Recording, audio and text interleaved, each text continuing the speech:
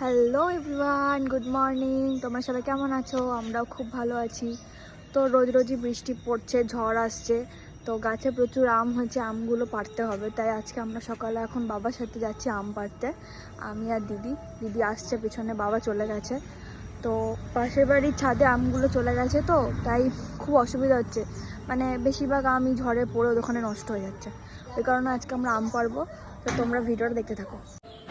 এই যে দেখতে পাচ্ছ আমাদের পাশের বাড়ি কত উপরে আম চলে গেছে ওদের বাড়ির উপরে। তো এখানে বাবা আম পাড়ছে আর দিদি আমাকে ডাকছে।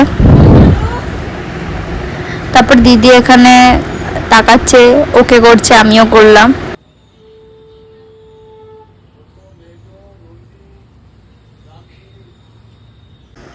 তো বাবা এখানে আম পাড়ছে হাতে করে, আর এইদিকে আবার দেখা হচ্ছে ভিডিওতে আমটা।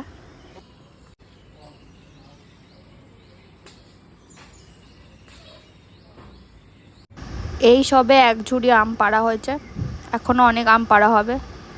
আর এই দিকে দেখো সূর্যটা একদম উঠছেই না, মেঘে ঢাকা পড়ে গেছে। আর চারিদিকটা কত সুন্দর লাগছে, ঠান্ডা ঠান্ডা। তো আমি মুখে গামছা বেঁধে নিয়েছি, প্রচণ্ড মশা উঠছে বলে।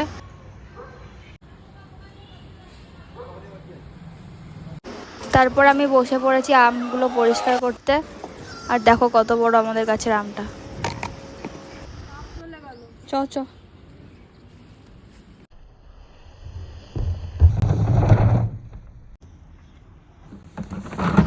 তো এইদিকে আমি আম মুছছি, আর ওই সাইডে দিদি আম মুছছে, আর মাসি ভিডিও করে দিচ্ছে। কত আম মুছতে হচ্ছে দেখো রোদের মধ্যে বসে বসে।